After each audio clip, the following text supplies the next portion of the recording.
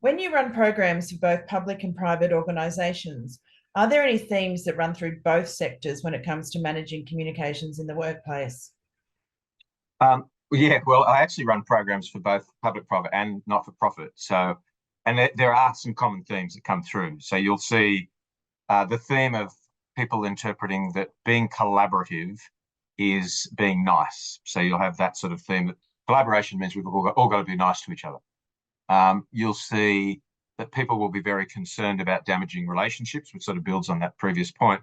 And they don't want to damage relationships, so they don't tend to go there if they sort of have to have hard conversations.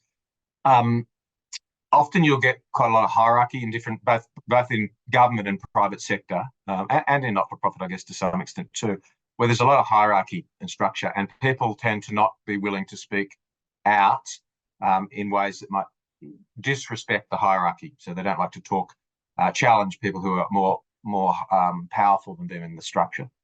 And then there is this sort of theme I see sometimes where people in leadership roles don't really like being challenged. And so people tend to recognize that there are consequences for challenging in those situations, so they stay silent. And then you'll get, I think there is still a lot of leaders who don't really understand what psychological safety is or how to create it. And I think that's a common theme amongst public, private, and not-for-profit sectors. Let's talk about the Managing Hard Conversations program for a minute. What does Mm. it aim to do, and what do participants get out of it? The program was designed to meet a need for people to become better at having challenging conversations and to develop the confidence and capability to do that. And so what we're looking to do is create more effective leaders, more effective teams, and ultimately more effective organisations. Um, you know, we practice preparing for and then having the tough conversations. We do some role play work as part of that. And we give people a framework to prepare, and then we work on the skills that they need. So we work on skills like self-reflection, we work on skills like perspective taking, listening really deeply so that you understand, working on being able to share your voice and have tough conversations in the moment. So we work on a lot of different skills to get people to become better. What happens when people actually don't want to converse? They want to remain silent. When people choose silence, they do that because they're fearful. And sometimes that's justified and it makes sense not to speak up. So if they've got somebody who's in a position of power that can do them damage, it may be that it's sensible not to speak up. But most of the time when people stay silent, the organisations lose, as do they. So decision-making suffers, people feel stressed, they regret not saying something. The teams don't perform to their potential, performance suffers, and people leave, and that's expensive. Um, and silence can have dire consequences. So in my book, Mastering Hard Conversations, I talk about the story that's told by Amy Edmondson in her book, Fearless Organisations, and it focuses on the failure of an engineer at NASA to speak up at a critical moment about a fault that ultimately resulted in the death of 6 astronauts on the Columbia mission. So there are real consequences when people don't speak up.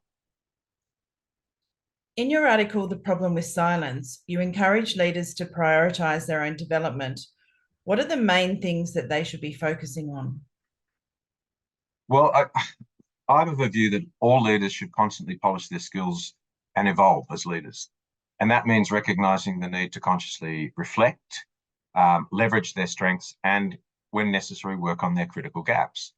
And I see many talented leaders who are letting themselves, their teams, and their organisations down because they haven't taken the time to develop the skills to have hard conversations when they need to have them. And you know, those skills evolve around being able to have dialogue. So they need to listen, to understand, and say what needs to be said respectfully. They need to become comfortable working through conflict. They need to encourage people to contribute. They need to encourage people to ask questions. They just need to invest the time to do that. You know, communication skills are assumed, but often are missing. What happens when a leader doesn't develop their hard conversation skills? I've just seen a very talented member of an organisation leave because of the team leader's failure to address the conflict that was taking place between that person and another member of their team.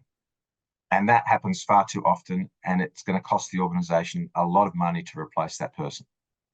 ultimately, when leaders don't develop their skills to have the tough conversations and manage conflict, it impedes their career progression because organisations expect their leaders to be good at this. How do you create a culture where people are encouraged to speak up and share concerns? Well, the start is to actually clarify what are the behaviours you want and don't want in the workplace, and to make it clear that you truly value dialogue, that you truly want people to listen to each other deeply, that you want people to share their opinions, you want people to work collaboratively to find solutions together, and you want them to work through conflict. And then you need to have conversations when people don't honour the commitments or behave in ways that you want them to behave. And constantly as a leader, you need to talk about what you want, what you don't want. You want to encourage feedback. You want to encourage people to share their views and ask the questions. And then there's this whole idea of accountability. You've got to want to demonstrate that you're going to hold yourself as the leader and everybody else in your team accountable. So you need to regularly be asking, how are we going in terms of listening? How are we going in terms of sharing our opinions? How are we going in terms of the way we're managing conflict? And, how are we going in talking about what needs to be said when it needs to be said? And you can do that in different ways, but you've got to be bringing that into the room and asking those questions and dealing with it as part of the way you work. What's the best way that Balance Curve can help with this? Well, I think people that are interested, we've got the programs that we run for teams or groups, and we also offer regular one-on-one coaching to help leaders work through this and get better at their skills. And people, if people want to find more information, they can go to the website.